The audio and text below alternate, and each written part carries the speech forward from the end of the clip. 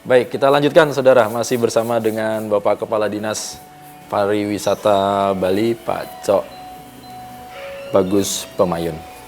Pak Cok, nah, terkait dengan VOA, ya, ini kan pemerintah Indonesia membuka fasilitas visa on arrival ini. Nah, ini kita mau tahu berdampaknya seperti apa dengan pariwisata saat ini, Pak? Terutama pasca pandemi ya, pusat-pusat pandemi lah. Gimana? Baik, terima kasih Mas Bambang. Memang kalau kita lihat data sebelum pandemi dulu, sebelum tahun pandemi, memang pemberian layanan visa on arrival pemerintah Indonesia mengeluarkan kepada 163 negara. 163 negara, sehingga ketika itu pandemi, itu otomatis tidak ada yang tamu ya, karena memang pandemi.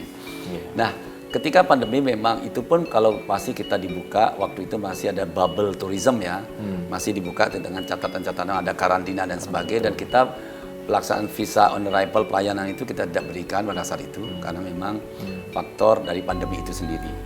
Nah, ketika tanggal 7 Maret 2022 pemerintah pusat mengeluarkan regulasi bahwa Bali bebas karantina dan memberikan layanan visa on arrival kepada 23 negara pada saat itu.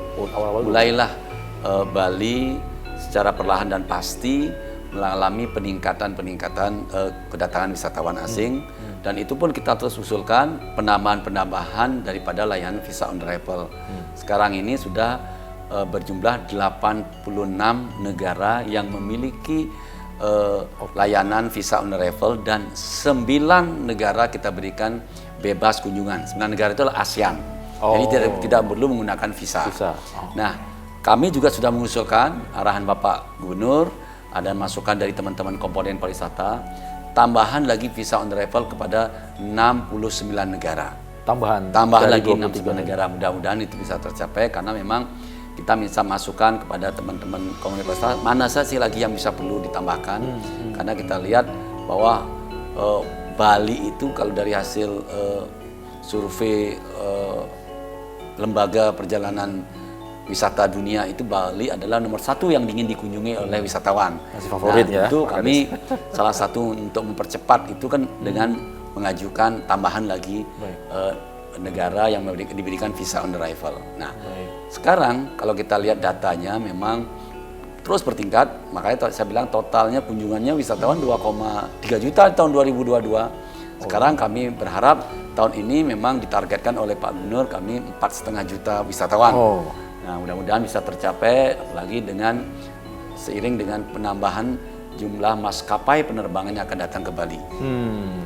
Jadi itu similar ya, sambil jalan Pak ya, dibuka VOA, kemudian penerbangan ini juga sangat mempengaruhi, apalagi direct flight ini, langsung ke Bali.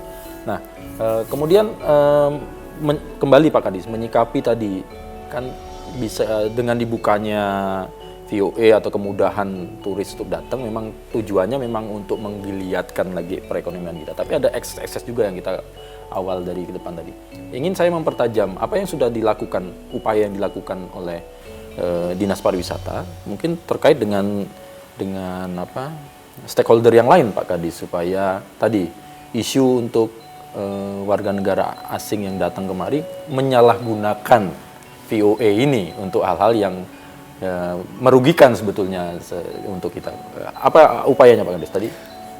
Memang kami tidak pungkiri juga memang seiring dengan bertambahnya jumlah kunjungan wisatawan datang ke Bali, tentu ada akses-akses yang tadi disebutkan. Nah, kami karena memang Bali core bisnisnya masih pariwisata, kalau dari PDRB-nya hampir 56% terkait pariwisata, tentu kami melakukan upaya untuk menjaga Bali sebagai destinasi dunia itu. Dengan adanya akses ini kami membentuk Satgas untuk tata kelola kepariwisataan budaya Bali ini. Tidak hanya untuk kita menangani wisatawan asing, tetapi bagaimana standar penyelenggaraan pariwisata itu dilaksanakan baik itu teman-teman komponen pariwisata maupun masyarakat yang pengelola daya tarik wisata. Nah, itu yang kita lakukan karena kami sudah mengumpulkan para GM-GM utama untuk hotel-hotel untuk melakukan ikrar. Ada 15 ikrar yang kita sudah janjikan itu sama ikrar, sehingga salah satunya itu yang kita lakukan. Kita cek kembali sejauh mana pelaksanaan itu ada lakukan. Salah satunya misalnya setiap Selasa menggunakan pakaian endak gitu loh. Dan hari Kamis menggunakan pakaian adat atau menggunakan aksara Bali di tempat-tempat usahanya. Nah, itu. Jadi Satgas ini jangan salah, bukan berarti kita untuk orang asing aja, tetapi untuk semua hal. Untuk menjaga Bali dalam sisi tata kelola kepariwisataan. Karena Pak Gub inginnya pariwisata Bali itu adalah pariwisata yang tadi yang saya sebutkan berkualitas dan bermartabat. Seperti apa martabat? Ya itu ya, menjaga alam, budaya, dan kerama Bali itu sendiri. Sehingga mari kita ajak wisatawan menjaga budaya Bali ini ke depan biar tetap budaya Bali dan sustain untuk kita sama-sama Bali sebagai destinasi dunia dan lebih grade-nya lebih dinaikkan lagi. Baik, jadi baik Pak Kadis, terkait dengan isu warga negara asing atau turis ini yang notabene dia ilegal dalam apa ya, untuk mencari pekerjaan lah ya, penyalahgunaan kalau bahasa kita, akhirnya ilegal. Ada irisan-irisan kalau kita lihat dari laporan masyarakat di Pak Kadis. Jadi fotografer, guide, bahkan sampai apa ya, mengajarkan naik motor, nggak salah kan, simple-simple oleh warga negara asing sendiri. Terjadi irisan-irisan dan ini bagaimana kalau kita biarkan seperti apa Pak Kadis, atau memang harus diatur ini, tidak bisa karena ini apa ya tadi irisan ini terhadap industri wisata kawan-kawan kita yang lokal juga nih kan. Ya. Gimana Pak Kadis? Betul. Industri pariwisata rentan terhadap isu-isu. Nah, isu-isunya betul-betul rentan sekali. Sehingga segala kecil apapun isu yang ada di Bali, kami tangani secara serius, fokus, dan kita selesaikan secara tuntas dan secara holistik. Salah satunya adalah dengan bagaimana wisatawan ini melakukan pekerjaan di luar apa yang menjadi ketentuan yang dia miliki. Misalnya dia menggunakan visa turis, dia pakai untuk wisata. Nah, ini tentu kan pertama dia salah menyalahgunakan dari sisi ketentuan di keimigrasian. Visa yang harusnya dia turis dia pakai untuk kerja.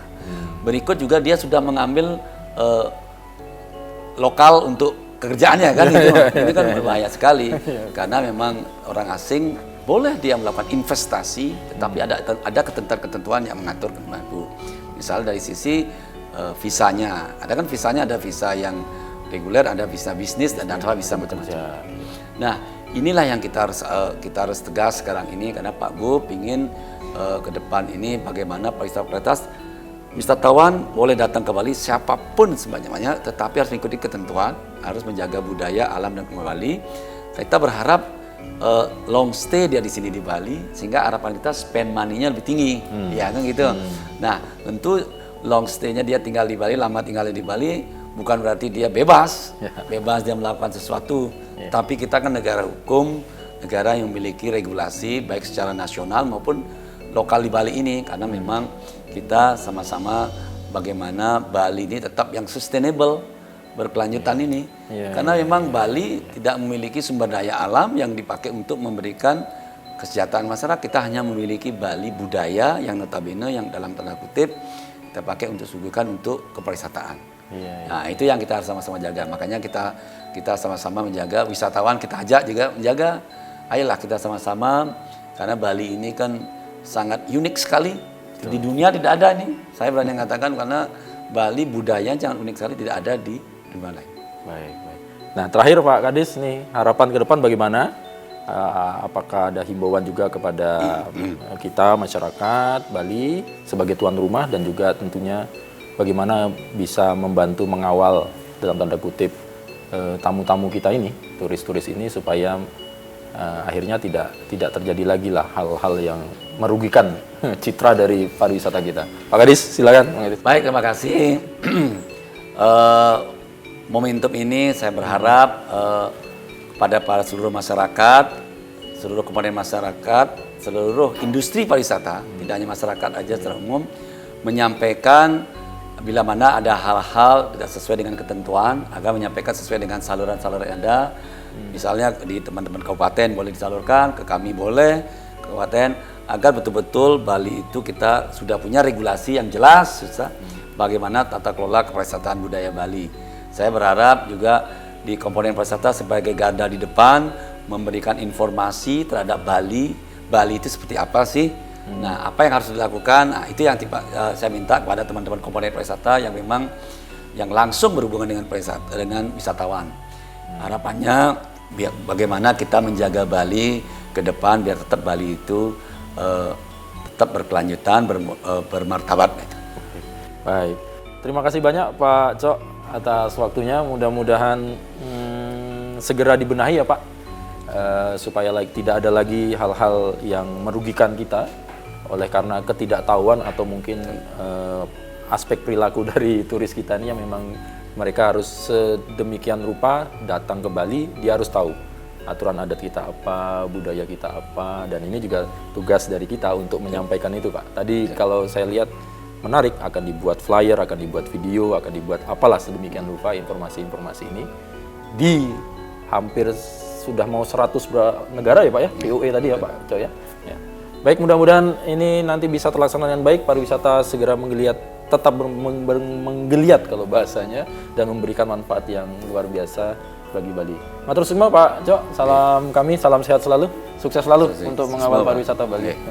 Baik saudara, jangan kemana-mana, Sapa Redaksi On Location nanti akan menyapa Bapak Kepala Dinas Tenaga Kerja dan Sumber Daya Mineral Provinsi Bali. Kita ingin mengetahui bagaimana regulasi terkait dengan isu warga negara asing yang diduga melakukan ilegalitas dalam mereka beraktivitas di Bali. Jangan kemana-mana, kita lanjutkan setelah yang satu ini.